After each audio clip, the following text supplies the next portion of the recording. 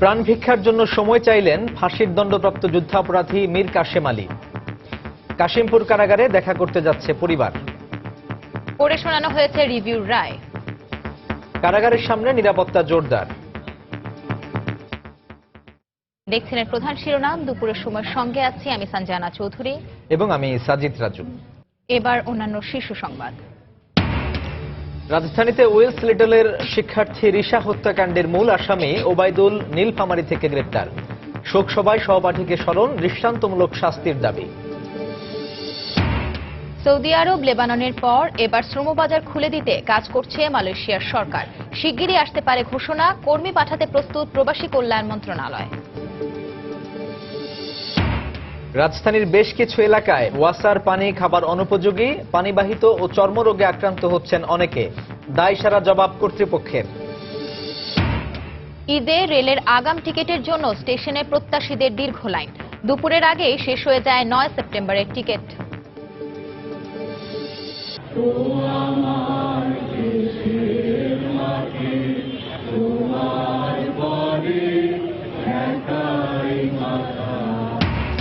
কবি শহীদ কাদরীর প্রতি কেন্দ্রীয় শহীদ মিনারে ফুলেল শ্রদ্ধা।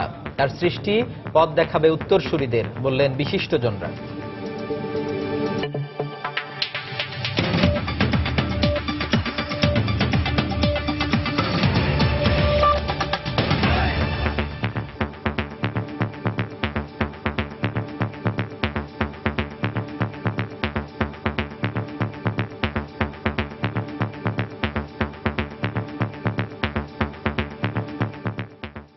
প্রাণ ভিক্ষার জন্য সময় চাইলেন ফাঁসির দণ্ডপ্রাপ্ত যুদ্ধ অপরাধী মীর কাশেম আলী। গাজীপুরের কাশিমপুর কারাগারের জেল সুপার প্রশান্ত কুমার বণিক একথা জানিয়েছেন। এদিকে যুদ্ধ অপরাধী মীর কাশেম আলীর সঙ্গে দেখা করার অনুমতি পেয়ে কাশিমপুর কারাগারে যাচ্ছেন পরিবারের সদস্যরা। সকালে কারাগারের কন্ডেম সেলে মীর কাশেম আলীকে রিভিউর রায় পড়ে শোনানো হয় বলে জানিয়েছে কারা কর্তৃপক্ষ। কারাগারের সামনের ফটক এবং এর আশেপাশে নিরাপত্তা ব্যবস্থা আরও জোরদার করা হয়। গতকাল সন্ধ্যায় আন্তর্জাতিক অপরাধ ট্রাইব্যুনাল থেকে কালাল কাপড়ে মোড়ানো রায়ের কপি নিয়ে কারাগারে যান ট্রাইব্যুনালের একটি প্রতিনিধি দল।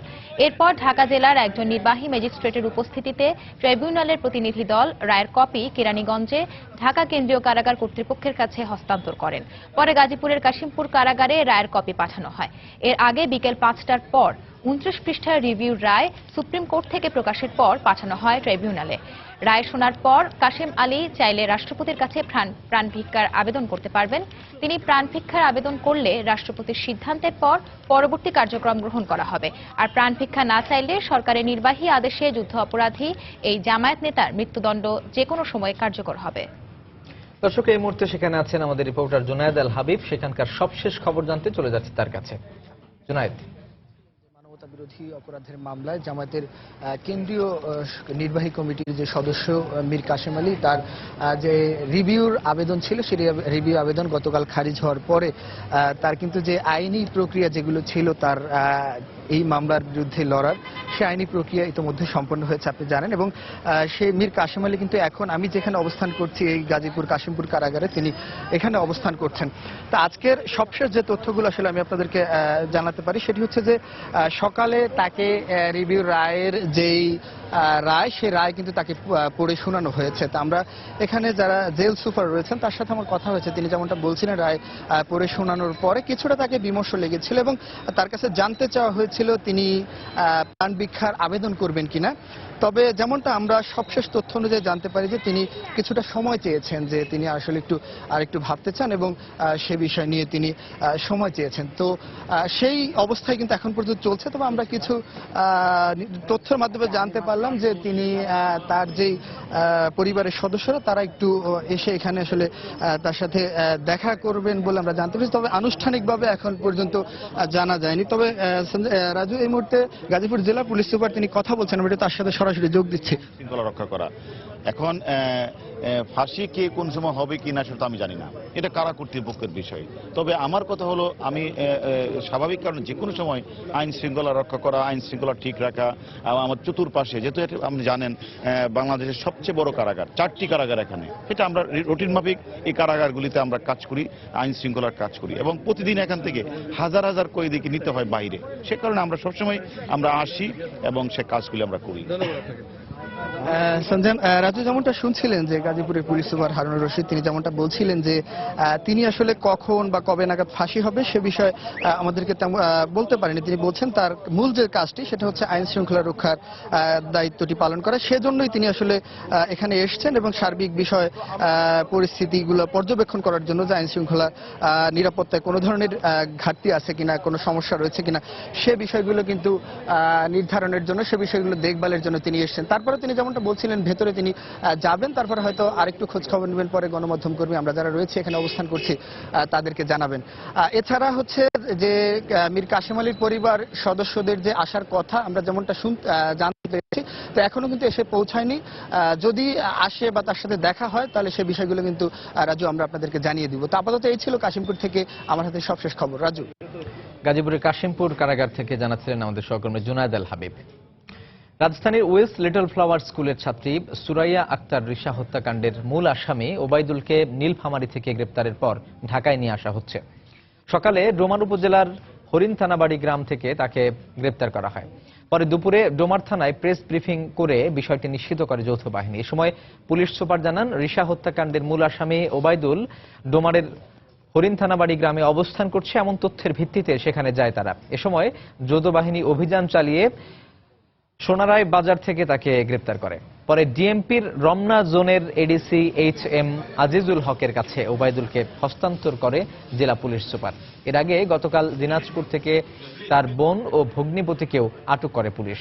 গত 24 আগস্ট দুপুরে ওবায়দুলের ছুরিকাঘাতে ওয়েলস লিটল ফ্লাওয়ার স্কুলের ছাত্রী রিশা গুরুতর আহত হন। 4 দিন চিকিৎসাধীন থাকার পর 28 আগস্ট সে মারা যায়। এর প্রতিবাদে কয়েকদিন ধরে মানববন্ধন ও স্কুলের সামনের রাস্তা অবরোধ করে তার সহপাঠীরা।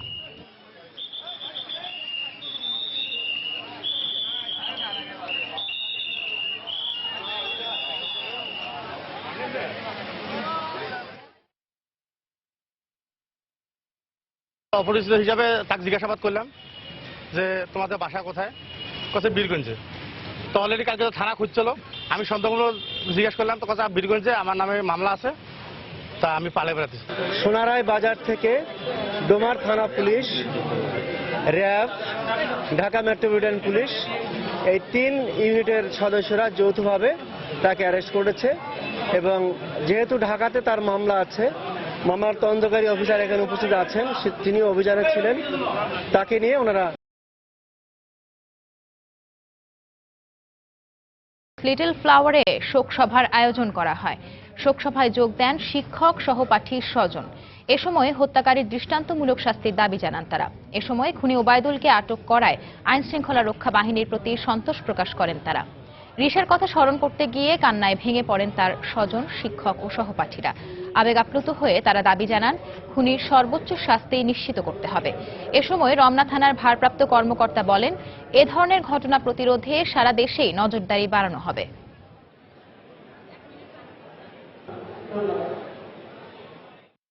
আমরা সকলে যেরকম উইলসের ছাত্রবৃন্দ, আমরা ছাত্রছাত্রীবৃন্দ যারা মিলে এই আন্দোলন গড়ে তুলছি, এই আন্দোলন আমাদের ফাঁসি হওয়ার আগ পর্যন্ত বহাল থাকবে। এই মেয়ে যে এরকম ভাবে নির্মমভাবে হত্যা হবে আমরা কোনোদিন কল্পনা করতে পারিনি। ও সবচেয়ে মানে কি বলবো সুন্দর, সবচেয়ে মানে আমার ক্লাসের মধ্যে একটা প্রাণোচ্ছল মেয়ে ছিল। আমার বাচ্চাটা ফিরে আসবে না, আপনাদের সকল সহযোগিতায় আমি আজকে এই অবস্থায় আবার শুনি বাচ্চা খুদেরকে ধরতে পারছে। তো যাই হোক, ওর বিচারটা দ্রুত টাইমে যাতে হয়, আপনারা এটা চাই ব্যবস্থা করবেন। অবশ্যই তার ফাঁসি চাই এবং হ্যাঁ দ্রুততম সময় তার ফাঁসি চাই। সকালবেলা নাস্তা খাওয়ার সময় রেল লাইনের পাশে সোনারায় বাজারের কাছ থেকে আমরা তাকে গ্রেফতার করতে সক্ষম হই এবং ইতিমধ্যে সে ঢাকা পথে রওনা দিয়েছে। আমাদের দুটো টিম তাকে নিয়ে আসতে চেষ্টা করে। সৌদি আরব লেবাননের পর এবার শিগগিরই মালয়েশিয়ার শ্রমবাজার খুলে দেওয়ার ঘোষণা আসবে বলে জানিয়েছেন জনশক্তি, রপ্তানি খাতের ব্যবসায়ী ও সংশ্লিষ্ট কর্মকর্তারা। প্রক্রিয়া চূড়ান্ত করতে মালয়েশিয়ার সরকার কাজ করছে জানিয়ে ব্যক্তি খাতের ব্যবসায়ীরা চাহিদা অনুসারে কর্মী পাঠাতে মালয়েশিয়ার জন্য নতুন ডেটাবেজ করার পরামর্শ দিয়েছেন। এদিকে দেশটির পক্ষ থেকে জনশক্তি আমদানির ঘোষণা আসার সঙ্গে সঙ্গে কর্মী পাঠাতে সরকার প্রস্তুত বলে জানিয়েছেন প্রবাসী কল্যাণমন্ত্রী। প্রসূন আশিসের রিপোর্ট। 4 বছর বন্ধ থাকার পর সরকারি পর্যায়ে প্রায় 10 লাখ কর্মী পাঠানোর লক্ষ্যে 2012 সালে দুদেশ সম্মত হলেও তখন মালয়েশিয়া যাওয়ার সুযোগ পায় মাত্র 10,000 কর্মী। এ প্রক্রিয়া ব্যর্থ হওয়ার পর গত 18ই ফেব্রুয়ারি ঢাকায় দুদেশের মধ্যে পুনরায় সমঝোতা স্মারক সই হয়। এ পর্যায়ে বিভিন্ন খাতে 15 লাখ কর্মী নেওয়ার লক্ষ্য নির্ধারণ করা হলেও মাত্র একদিনের ব্যবধানে সব দেশ থেকেই কর্মী নেওয়া বন্ধ ঘোষণা করে মালয়েশিয়া সরকার। তবে সকল জটিলতা দূর করে শিগগিরই বহুল প্রতীক্ষিত শ্রমবাজারটি পুনরায় খুলবে বলে প্রত্যাশা ব্যক্তি খাতের ব্যবসায়ীদের। ওরা একটা নতুন অনলাইনে সিস্টেমটা চালু করবে, যার জন্য সারা পৃথিবী থেকেই লোক নেওয়া তারা বন্ধ করে দিচ্ছে। সিস্টেমটা আস্তে আস্তে ডেভেলপ করছে, ওদের এমপ্লয়ারদেরকে অ্যাপ্লিকেশন নিতেছে বাংলাদেশের লোক নেওয়ার জন্য। আমরা সোর্স কান্ট্রি হিসাবে অলরেডি ওখানে এনলিস্টেড, কিছু লোক ওখানে সোর্স কান্ট্রির অ্যাপ্রুভালও রিসিভ করছে। অপেক্ষা করতেছে যে কখন সিস্টেমটা অন হবে, তখন আমাদের বাংলাদেশ থেকে তারা লোক নেওয়া শুরু করবে।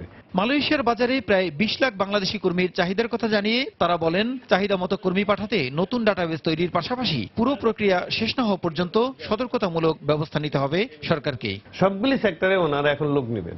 যদি প্লান্টেশন সেক্টরতে লোক যায় তাহলে ওনারা আগে ডাটাবেস থেকে লোক নিতে পারবেন। অন্যান্য যে সেক্টরগুলি আছে এগুলি তো আপনাকে নতুন নিতেই হবে, কারণ তখন ওগুলি কোনো ডাটাবেসে অন্তর্ভুক্ত করা হয় নাই। একটা কোম্পানির প্রয়োজন আছে হলো mason, carpenter, still fixer, electrician, engineer.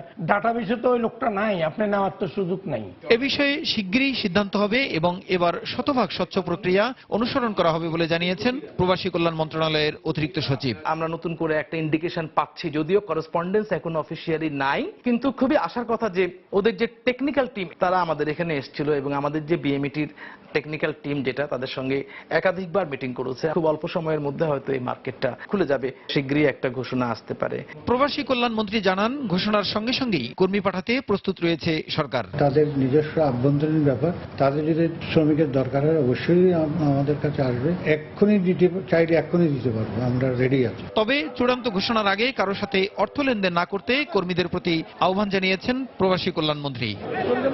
Prasun Ashis, সময় সংবাদ, ঢাকা। দুপুরের সময় আরো থাকছে। প্রভাব খাটিয়ে স্থান পরিবর্তন করে স্কুল চালাচ্ছে গাইবান্ধার এক প্রধান শিক্ষক। অনিশ্চয়তায় 2 শতাধিক শিক্ষার্থীর ভবিষ্যৎ, কিছুই জানেন না শিক্ষা কর্মকর্তা। ঈদুল আজহা উপলক্ষে ট্রেনের আগাম টিকিট বিক্রির তৃতীয় দিনে আজ দেয়া হয় 9 সেপ্টেম্বরের টিকিট। সকাল 8টায় শুরু হয়ে দুপুরের আগেই শেষ হয়ে যায় সব টিকিট। সোনার হরিণ এই টিকিটের জন্য গত রাতেই অনেকে ভিড় করেন কমলাপুর রেল স্টেশনে। দীর্ঘ অপেক্ষার পর কাঙ্ক্ষিত টিকিট পেয়ে অনেককেই হাসি মুখে বাড়ি ফিরতে দেখা গেছে। এদিকে রেল স্টেশনের সার্বিক নিরাপত্তায় সতর্ক অবস্থানে আছেন আইন শৃঙ্খলা রক্ষা বাহিনী। এছাড়া কালোবাজারি ঠেকাতেও বিশেষ নজরদারি লক্ষ্য করা গেছে। আগামীকাল দেয়া হবে 10 সেপ্টেম্বরের এবং 2 সেপ্টেম্বর দেয়া হবে 11 সেপ্টেম্বরের টিকিট। আগামী 5 সেপ্টেম্বর থেকে ফিরতি টিকিট বিক্রি করবে রেলওয়ে।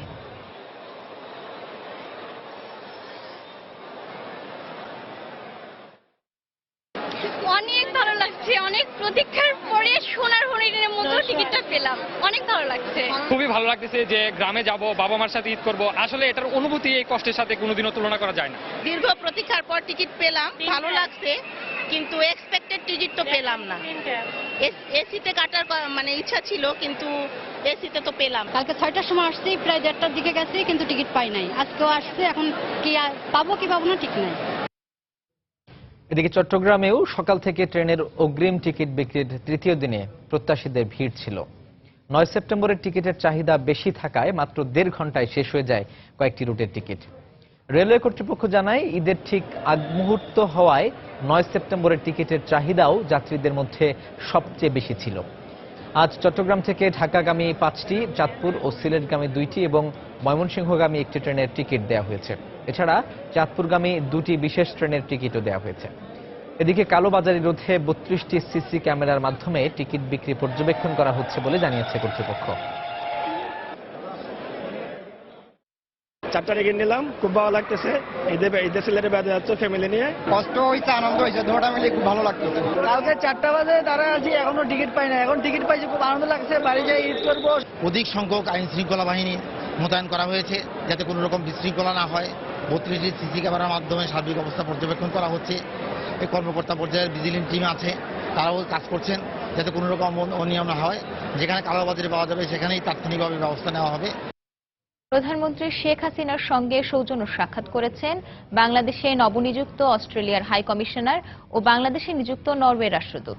বাংলাদেশের নবনিযুক্ত অস্ট্রেলিয়ার হাই কমিশনার জুলিয়া নিবেট সকালে প্রধানমন্ত্রীর কার্যালয়ে তার সঙ্গে সাক্ষাৎ করেন। পরে নরওয়ে রাষ্ট্রদূত মেরেতে লান্ডেমো প্রধানমন্ত্রীর সঙ্গে সৌজন্য সাক্ষাৎ করেন। এ সময় প্রধানমন্ত্রীর কার্যালয়ের ঊর্ধ্বতন কর্মকর্তারা উপস্থিত ছিলেন।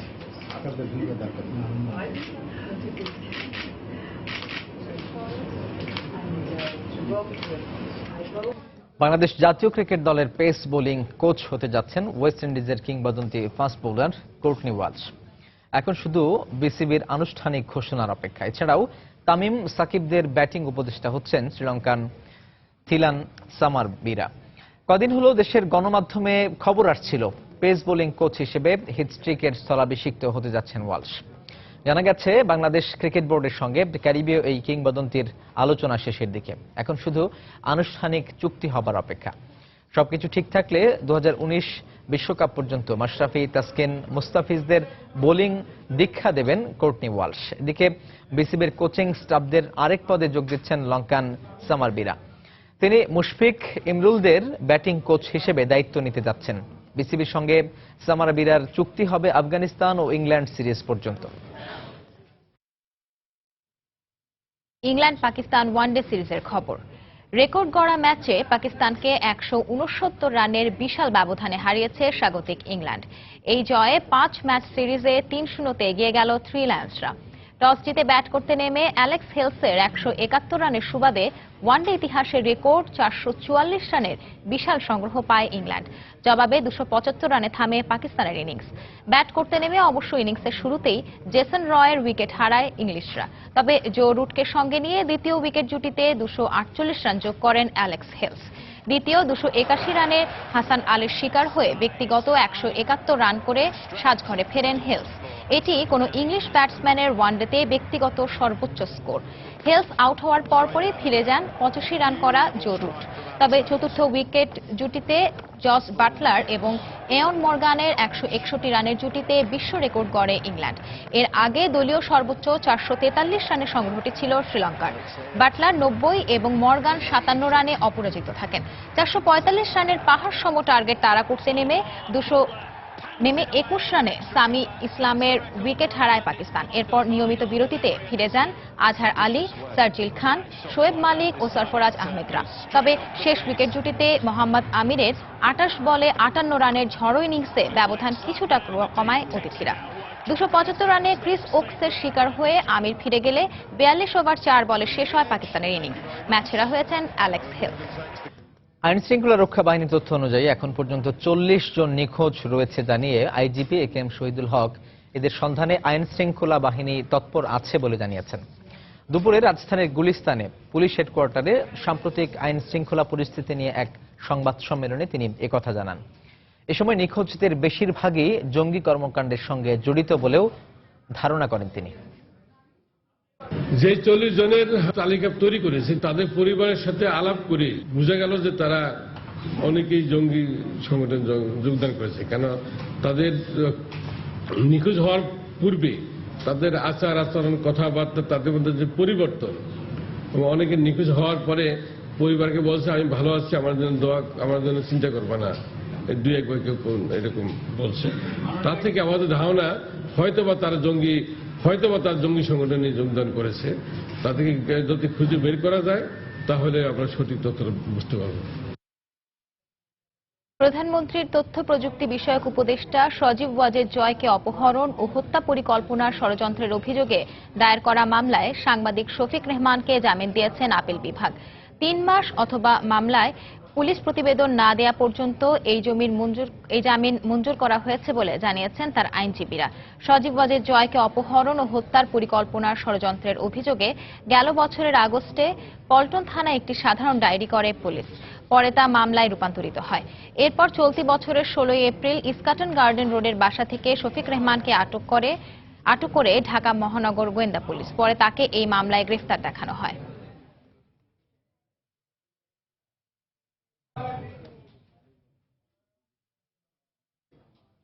দুপুরের সময় আরো থাকছে। ইরান সিঙ্গাপুরকে হারিয়ে আত্মবিশ্বাসী বাংলার কিশোরীরা কিরগিজস্তানের বিপক্ষে সন্ধ্যায় মাঠে নামছে। তবে প্রতিপক্ষকে হালকাভাবে নিচ্ছেন না স্বাগতিক কোচ। চোখের জলে বিদায় জানানো হলো কবি শহীদ কাদরীকে। কেন্দ্রীয় শহীদ মিনারে তার প্রতি ফুলেল শ্রদ্ধা জানায় কবি, সাহিত্যিক, সাংস্কৃতিক কর্মী সহ অসংখ্য মানুষ। শহীদ কাদরীর কবিতা বেঁচে থাকবে ধ্রুবতারার মতো, পথ দেখাবে আগামীর, এমনটাই বললেন বিশিষ্টজনরা। এর আগে সকালে নিউ ইয়র্ক থেকে একটি ফ্লাইটে শাহজালাল আন্তর্জাতিক বিমানবন্দরে এসে পৌঁছায় শহীদ কাদরীর মরদেহবাহী কফিন। ঢাকা বিশ্ববিদ্যালয়ের কেন্দ্রীয় মসজিদে জানাজা শেষে মিরপুর শহীদ বুদ্ধিজীবী কবরস্থানে কবিকে দাফন করার কথা রয়েছে। এসেছিলেন আগস্টে, চলেও গেলেন সেই মাসে, রেখে গেলেন অমর অজ সৃষ্টি। বুধবার সকালে তার মরদেহ পৌঁছে প্রিয় মাতৃভূমিতে। বিমানবন্দর থেকে প্রথমে বড় ভাই শাহেদ কাদরীর বাসায় নেওয়া হয় তার মরদেহ।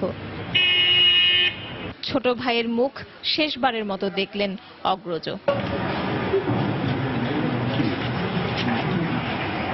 কবিকে শেষ শ্রদ্ধা জানাতে কেন্দ্রীয় শহীদ মিনারে এদিন বেলা 11টা থেকেই অপেক্ষা করছিলেন তার ভক্ত অনুরাগীরা।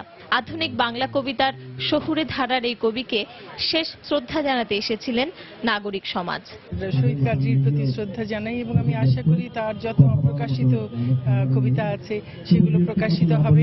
এই যে রাজনৈতিক চেতনা এত পরিষ্কার করে দেখিয়েছেন, আজকে শহীদ ভাইকে আমরা যে রাষ্ট্রীয়ভাবে তাকে সম্মান প্রদর্শন করতে পারছি, এই জন্য রাষ্ট্রের কাছে আমি কৃতজ্ঞতা প্রকাশ করতে চাই। সর্বশেষ তার সঙ্গে আমার দেখা হচ্ছে নিউ ইয়র্কে, যে হাসপাতালে ছিল, সেখানে 5 ঘন্টার আড্ডা। মাত্র 4টি কাব্যগ্রন্থ, তবুও আধুনিক বাংলা সাহিত্যে শহীদ কাদরী এক অনবদ্য নাম। তাই শ্রদ্ধা তো বটেই, কবির শক্তিশালী অমর পংক্তিকে আগতরা জানালো অভিবাদন। রাষ্ট্র মানে লেফট রাইট কিংবা তোমাকে অভিবাদন প্রিয়তম, সেই অন্তর্গত তাৎপর্যটা আমরা অনুভব করতে পারবো যদি বেশি করে পড়ি। আমার আবেদন থাকবে যে আসুন আমরা শহীদ কাদরীকে পুনর্পাঠ করি। কোন মানুষ তার কাজের মধ্য দিয়ে মৃত্যুকে জয় করে, শহীদ কাদরীর মৃত্যু জয় করা একজন কবি। জন্মেছিলেন কলকাতায়, বড় হলেন ঢাকায়, আর জীবনের শেষ সময়টা কেটেছে দূরপ্রবাসে। তবুও সবসময় যেন ছিলেন এই বাংলার। শ্রী নীরা কাদরীর স্মৃতিচারণেও পাওয়া গেল সুভাষী, আড্ডাপ্রিয়, প্রাণময় মানুষটির পরিচয়। লেখা আসছিল, লিখতে পারছে না, ডিকটেট করতে চাইতো না।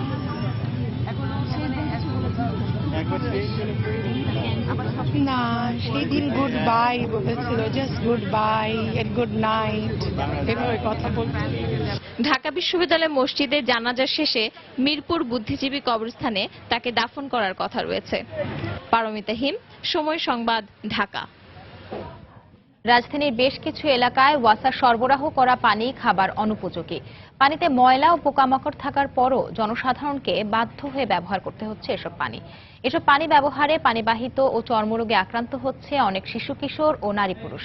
কর্তৃপক্ষ বলছে, ওয়াসার পাইপ বারবার কাটাছেঁড়া করায় এবং মেয়াদ শেষেও না বদলানোয় পানিতে ময়লা আসছে। নুরুল আলম নয়নের ক্যামেরায় বিস্তারিত জানাচ্ছেন শরীফুল ইসলাম। বলা হয়ে থাকে পানির অপর নাম জীবন। প্রতিদিনের রান্না, খাওয়া এবং গোসল সহ নিত্য কাজে পানির বিকল্প নেই। রাজধানীর যাত্রাবাড়ি, মিরপুর, খিলগাঁও, পুরান ঢাকা সহ বেশ কিছু এলাকায় সরেজমিনে গিয়ে দেখা যায় ওয়াসার পানি লালচে, কালো, ময়লা, নোংরা। পানি গন্ধ করে খাওয়া যায় না, আবার গোসল করা যায় না, এই নিয়ে সমস্যা। এমন গন্ধ পানি, কিন্তু করলাম না বাথরুমের থেকে খারাপ পানি, এরকম লাল যে আপনি ভাত রান্না করলে ভাতও লাল হয়। পানিটা একদম ঘোলাটে থাকে, যেটা আমাদের উজু করার সময় আমাদের খুব সমস্যা হয়ে যাচ্ছে। বাচ্চারা তো টাইফয়েড, ডায়রিয়া ইত্যাদি রোগে ভুগছে। বাসার পানি খাওয়ার উপযোগী নয়, তাই দাঁড়াতে হচ্ছে পানি সংগ্রহের লাইনে। লাইন দীর্ঘ হওয়ায় মাঝে মাঝে ঘটছে হাতাহাতির ঘটনা। এক জায়গায় গেলে একটা কাপড় বিক্রি করতে পারি, বন্ধ করে 2 ঘন্টা, 2.5 ঘন্টা, 3 ঘন্টা রাখা লাগে। কারণ গেলে তো আবার দুপুর বেলা এটা বন্ধ করে দেয়। মাঝে মাঝে এই জায়গায় মনে করেন একটু কেঁচালো লেগে যায় এই পানি ব্যাপার। এটা ওয়াসা যদি না এটারে দেখে, তাহলে আমরা কার কাছে যাব, কারে বলবো আমরা? রাজধানীবাসীর প্রতিদিনের পানির চাহিদা 225 থেকে 230 কোটি লিটার। ওয়াসা বলছে উৎপাদন তারও বেশি। তবে কেন পানির সংকট? আমরা জানি কয়েকটা বাসায় আছে তাদের কোনো রিজার্ভার নেই, তো যখনই কলে পানি নেই তখনই চিৎকার করে। কই আমার বাসায় তুমি কোনদিন চিৎকার করতে হয় না কেন? আমার বাসায় যে বিরাট রিজার্ভার, তাতে বললাম তো একদিন পানি নিলে দ্বিতীয় দিন কোনোদিনও আমার আর পানি নিতে হয় না, বন্ধ করে রাখি। যেই পাইপ অজস্র ফুটো, সেই পাইপ দিয়ে আপনি কি করে নিশ্চয়তা দিবেন যারা আপনার বাসার যে রিজার্ভারটা আছে সেটা গত 6 বছর একবার ধুইছে কেউ, ওইটার মধ্যে তো আপনি গিয়ে দেখেন এতটা পোকা আছে। মাটির নিচের পানির নির্ভরতা কমিয়ে নদী, জলাশয় সহ প্রাকৃতিক উৎস থেকে পানি সংগ্রহেও কাজ করছে ওয়াসা। যেহেতু আমরা হাত দিয়েছি সমস্ত পানির পাইপগুলোকে চেঞ্জ করবো, এই সমস্যাটার সমাধান হয়ে যাবে। শরীফুল ইসলাম, সময় সংবাদ, ঢাকা। পদ্মা ও গড়াই নদীর পানি কমতে শুরু করেছে। এতে নাটোর, কুষ্টিয়া ও চাঁপাইনবাবগঞ্জের বন্যা পরিস্থিতির কিছুটা উন্নতি হলেও পানিবন্দী মানুষের দুর্ভোগ এতটুকু কমেনি। চাঁপাইনবাবগঞ্জের পদ্মা ও মহানন্দা নদীতে পানির প্রবাহ আগের চেয়ে কমলেও দুর্ভোগ কমেনি পানিবন্দী মানুষের। এলাকা থেকে পানি নামতে শুরু করলেও খাবার ও বিশুদ্ধ পানির তীব্র সংকট দেখা দিয়েছে।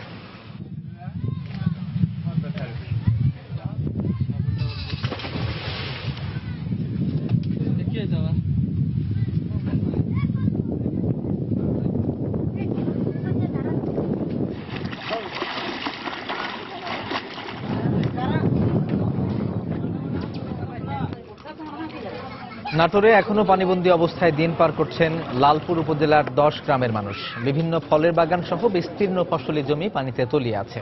এই অবস্থায় ক্ষতির আশঙ্কা করছেন বাগান মালিকরা।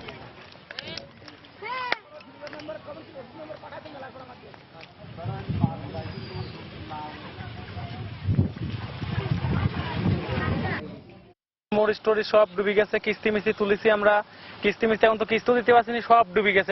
এখন আমরা কি করে চলবো? ফারাক্কার বাঁধ ছাড়ার পরে আমাদের পানি বাড়িয়ে অনেক ক্ষয়ক্ষতি হয়েছে, কিন্তু বালুর বস্তা দিয়ে আমরা ঠেকা রাখিছি। চরের যে 3টা গ্রাম আছে, এই গ্রাম প্লাবিত হয়ে গেছে এবং ওখানে থাকার কোনো পরিবেশ নেই এবং নদী ভাঙনে ভেঙে যাচ্ছে। বন্যা এসে পানি হয়ে সবকিছু ডুবে গেছে, এখন পানি দাঁড়ায় আছে, আমরা খুব বিপদের ভিতরে আছি।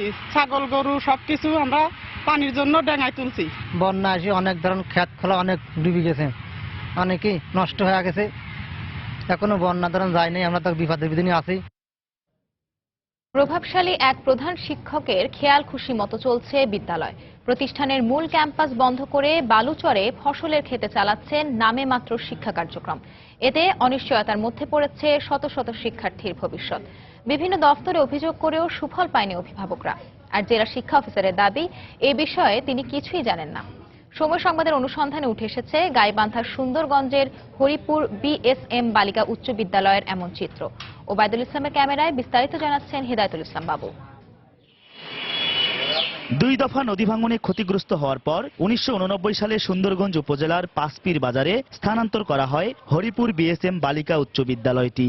এলাকাবাসীর চাঁদার টাকায় কেনা জমিতে গড়ে তোলা হয় বিদ্যালয়ের অবকাঠামো। এলাকার দরিদ্র মানুষ গায়ে গতরে খেটে শ্রম দিয়েছেন মেয়েদের লেখাপড়ার জন্য, অথচ দীর্ঘ 2.5 বছর ধরে তালাবদ্ধ সেই বিদ্যালয়টি। সাইনবোর্ড থাকলেও ক্লাস পরীক্ষা কিছুই হয় না।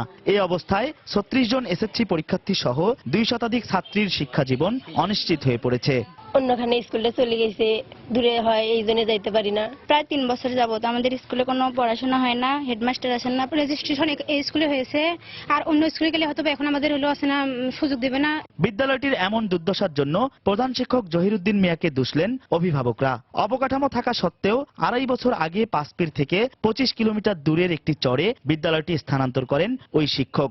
9 জন শিক্ষক নিয়োগ করার পরে এই 9 জন শিক্ষকের লক্ষ লক্ষ টাকা উনি আত্মসাৎ করে বাড়িতে উনি প্রাসাদ নির্মাণ করেছেন। উনি তো আসেন না, উনি আবার বাকি যে সহকারী শিক্ষকগুলো আছে তাদেরকে প্রভাবিত করছে, তারাও আসতেছে না। সুন্দরগঞ্জের দুর্গম এলাকা চর চরিতাবাড়িতে গিয়ে দেখা যায় ফসলের ক্ষেতের মধ্যে 2টি টিনের ঘর। সেখানে দেখা মেলে 10ম শ্রেণীর 1 জন আর 7ম শ্রেণীর মাত্র 2 জন শিক্ষার্থী, আর 18 জনের মধ্যে উপস্থিত ছিলেন 8 জন শিক্ষক। হেডমাস্টার যে কিভাবে কি করছে, স্কুল চরে নিয়ে আসছে, তার কোন সমস্যার কারণে যে কি করছে আমরা তো সেটা, আমি বিশেষ করে আমি মেয়ে মানুষ তো আর অতটা বুঝতে পারবো না। এদিকে বিদ্যালয়ের এই অবস্থা সম্পর্কে কিছু জানেন না বলে দাবি করেন জেলা শিক্ষা বিভাগের দায়িত্বে থাকা বড় কর্তা। আমাদের উপজেলা মাধ্যমিক শিক্ষা অফিসারের সাথে কথা বলার পর প্রকৃত তথ্যটি জেনে আপনাকে বলতে পারবো, প্রকৃত তথ্যটি না জেনে আপনাকে কিছু বলতে পারতেছি না। প্রধান শিক্ষক জহিরুদ্দিনের সাথে একাধিকবার মোবাইলে যোগাযোগ করা হলেও তিনি এ ব্যাপারে কোনো কথা বলতে রাজি হননি। হেদায়েতুল ইসলাম বাবু, সময় সংবাদ, গাইবান্ধা। ঈদ উপলক্ষে 400 বাস নামাবে বিআরটিসি, জানিয়েছেন সড়ক পরিবহন ও সেতুমন্ত্রী ওবায়দুল কাদের। সকালে সচিবালয়ে এক সংবাদ সম্মেলনে তিনি একথা জানান। এ সময় তিনি আরো জানান, ফিটনেসবিহীন যানবাহনে এবার পশু বহন করা যাবে না। এবারের ঈদ যাত্রা ঢাকা হতে বিভিন্ন জেলা চলাচলের জন্য বিআরটিসির স্পেশাল সার্ভিসে 400 বাস থাকছে। তবে এখানে যে বিষয়টা সেটা হলো যে অনেক সময় দেখা যায় যে গাড়ির অভাবে অনেক যাত্রী ঘন্টার পর ঘন্টা অপেক্ষা করে। সেজন্য আমরা দুটো ব্যবস্থা রেখেছি। এই সংকটটা হয় মূলত দুটি জায়গায়। একটি জায়গা হচ্ছে গাবতলী, মহাখালী, এখানে যদি এর সমস্যা হয় সেখানেও বিআরটিসির কিছু গাড়ি থাকবে। কোরবানির ঈদকে সামনে রেখে কুষ্টিয়ায় গরু পরিচর্যায় ব্যস্ত সময় পার করছেন খামারিরা। দেশের বাইরে থেকে গরু না এলে গত বছরের ক্ষতি পুষিয়ে এবারের লাভের আশা করছেন তারা। এদিকে গরুর সুস্থতা রক্ষায় খামারগুলো নিয়মিত মনিটরিং করছে জেলা প্রাণী সম্পদ বিভাগ। কুষ্টিয়া থেকে বাবুল হোসেনের ছবি ও এস.এম. রাশেদের তথ্য নিয়ে ডেস্ক রিপোর্ট। কুষ্টিয়ায় দেশীয় পদ্ধতিতে গরুর পরিচর্যা করছেন খামারিরা। ছোলা, গমের ভুসি সহ স্বাস্থ্যকর খাবার দেওয়া হচ্ছে গরুকে। এদিকে ঈদে ভারত সহ পার্শ্ববর্তী দেশ থেকে গরু না আসলে ভালো দাম পাওয়ার আশা করছেন গরু ব্যবসায়ীরা। তাই সরকারের কাছে তাদের দাবি ঈদকে কেন্দ্র করে দেশের বাহির থেকে যেন গরু না আসে। এই মুহূর্তে যদি সরকার গরু নিয়ে আসে বাইরের থেকে, তাহলে আমরা যারা খামারি আছে আমাদের বহুত টাকা লস হবে। গত পরপর 3 বছর কৃষক এবং খামারিরা মার খাইছে। এই বছরে দালাল চক্র যদি মাঝখানে না থাকে তাইলে হয়তো কিছু আমরা পয়সা পাবো। ধানের খড়, কাঁচা ঘাস এগুলা ব্যবহার করি আমরা। এর বাইরে যে গরু মোটা তাজাকরণের জন্য বিভিন্ন অবৈধ পন্থায় ইনজেকশন আছে, বিভিন্ন ভ্যাকসিন আছে, আমরা এগুলা কোনো রকমই ব্যবহার করি না। ঈদের জন্য আমরা গরু বাছুর খুব পরিষ্কার পরিচ্ছন্ন রাখছি, যাতে গরু বাছুর কোনো অসুবিধা না হয়, খুব ভালো থাকে, সুস্থ থাকে। এদিকে গরু মোটা তাজা করায় ক্ষতিকর কোনো ওষুধ ব্যবহার করা হচ্ছে কিনা তা নজরদারিতে রাখার কথা জানালেন জেলা প্রাণী সম্পদ কর্মকর্তা। খামারগুলোতে আমরা কিন্তু নিয়মিত মনিটরিং করছি, যাতে কৃষক ভাইয়েরা বা খামারিরা কোনো অবৈধ, বিশেষ করে স্টেরয়েড জাতীয় ওষুধ গোখাদ্যের সঙ্গে মিশিয়ে না খাওয়াতে পারে। এবং আমরা কোরবানি ঈদকে সামনে রেখে এখন থেকে হাট বাজারগুলোতে মনিটরিং করছি, সেখানে নিরাপদে এবং সুস্থ গরু কিনতে পারে সেজন্য আমাদের ভেটেরিনারি মেডিকেল টিম কোরবানি আগের দিন পর্যন্ত কাজ করবে। ঈদকে সামনে রেখে এবছর কুষ্টিয়ায় 17,800 খামারে প্রায় 82,000 গরু পালন করছেন খামারিরা। সময় সংবাদ, কুষ্টিয়া। ভালো মান ও সাশ্রয়ী মূল্য হওয়ায় ক্রমেই বাড়ছে বাংলাদেশি চামড়াজাত পণ্যের রপ্তানি। তবে ইউরোর দরপতন ও বিশ্ববাজারে কাঁচা চামড়ার দাম কমে যাওয়ায় মন্দাভাব রপ্তানিতে। এই অবস্থায় সরকারি আর্থিক প্রণোদনা চাইছেন ট্যানারি মালিকরা।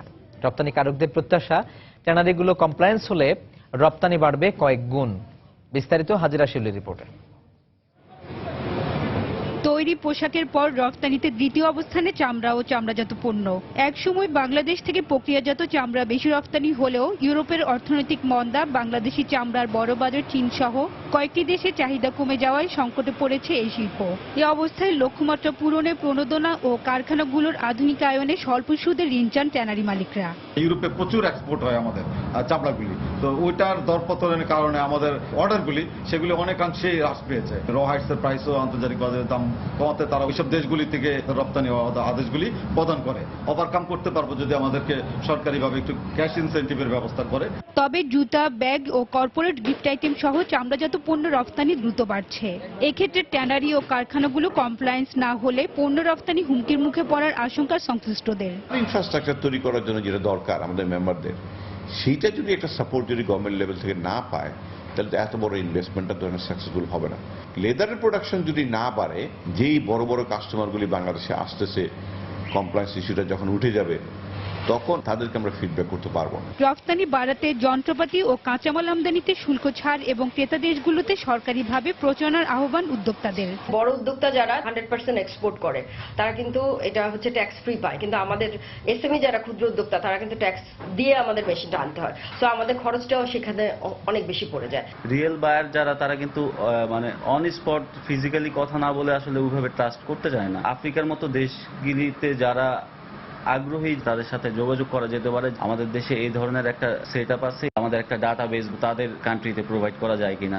2021 সালে চামড়া শিল্পে $500 কোটি রপ্তানির লক্ষ্য ছুঁতে চায় বাংলাদেশ। সংশ্লিষ্টরা মনে করেন চামড়াজাত পণ্যের নিজস্ব ডিজাইন তৈরি করতে পারলে এই স্বপ্ন পূরণ কঠিন হবে না। হাজিরা শিউলি, সময় সংবাদ, ঢাকা। ড্যাপ প্ল্যান্টের ব্যবস্থাপনা পরিচালক রকিবুল ইসলাম ও উপপ্রধান প্রকৌশলী দিলীপ কুমার বড়ুয়ার দায়িত্বে অবহেলার কারণেই চট্টগ্রামের ইউরিয়া সার কারখানার অ্যামোনিয়া গ্যাসের প্ল্যান্ট বিস্ফোরিত হয়েছে বলে তথ্য প্রমাণ পেয়েছে জেলা প্রশাসন গঠিত তদন্ত কমিটি। দুপুরে জেলা প্রশাসক কার্যালয়ে আয়োজিত সংবাদ সম্মেলনে এ তথ্য জানান জেলা প্রশাসক মেজবাউদ্দিন। এর আগে অতিরিক্ত জেলা প্রশাসকের নেতৃত্বাধীন 3 সদস্যের কমিটি প্ল্যান্ট বিস্ফোরণে তদন্ত প্রতিবেদন জমা দেন। দুর্ঘটনার পূর্বে অ্যামোনিয়া ট্যাঙ্কের সকল নিরাপত্তা ব্যবস্থা নষ্ট হয়ে গেলে মেইনটেনেন্স বিভাগকে তা জানানো হলো। কি এই বিভাগের জিএম রকিবুল ইসলাম ও উপপ্রধান প্রকৌশলী দিলীপ কুমার বড়ুয়া প্ল্যান্টটি পরিদর্শনের প্রয়োজনীয়তা অনুভব করেননি। সাক্ষ্য প্রমাণ, লিখিত জবানবন্দি ও পারিপার্শ্বিক অবস্থা পর্যালোচনায় তদন্ত কমিটি মনে করে এই 2 কর্মকর্তা এই দুর্ঘটনার জন্য দায়ী। তদন্ত কমিটি তাদের প্রত্যাহারপূর্বক বিভাগীয় শাস্তি এবং তাদের আনুষ্ঠানিক হতে ক্ষতিপূরণ আদায়ের সুপারিশ করছে।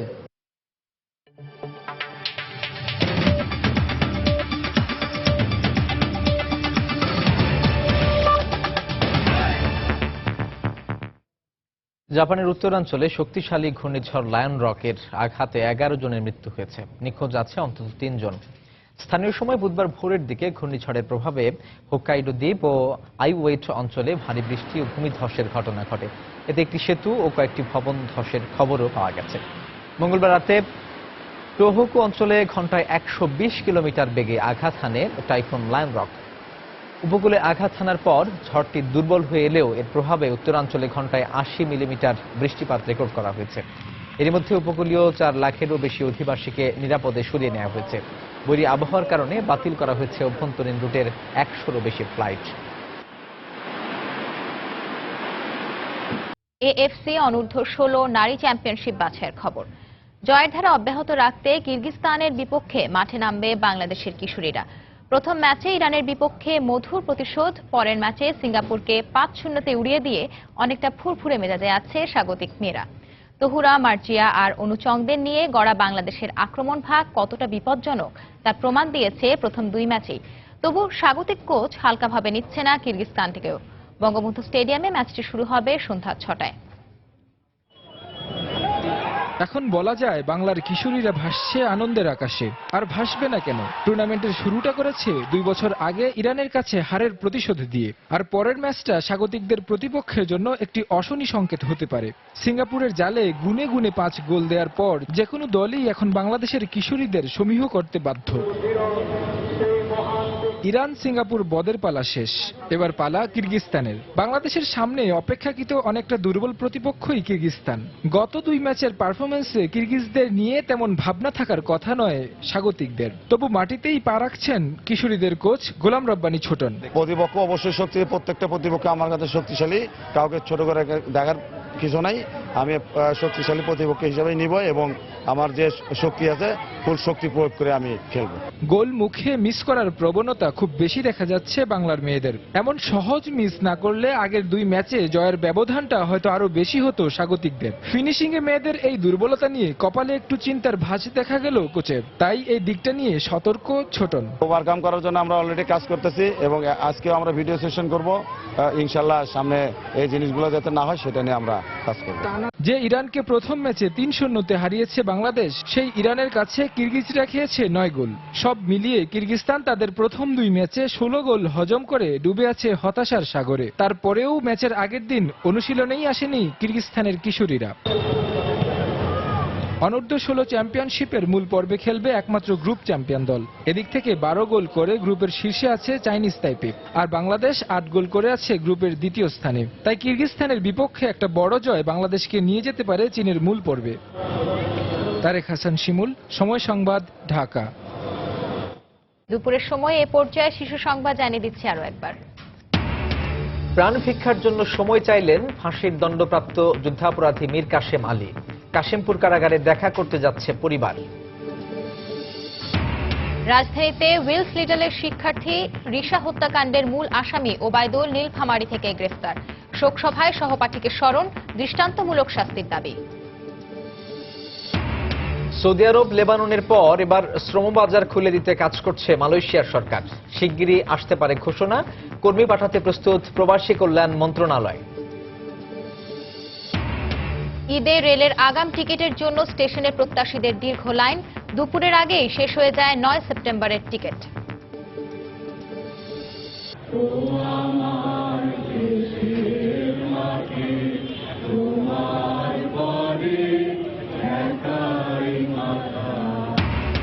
কবি শহীদ কাদ্রীর প্রতি কেন্দ্রীয় শহীদ মিনারে ফুলেল শ্রদ্ধা। তার সৃষ্টি পথ দেখাবে উত্তরসূরিদের, বললেন বিশিষ্টজনরা। এই ছিল দুপুরের সময়। যে কোনো খবর পেতে ভিজিট করুন সময়নিউজ.tv আর সঙ্গে থাকুন সময়।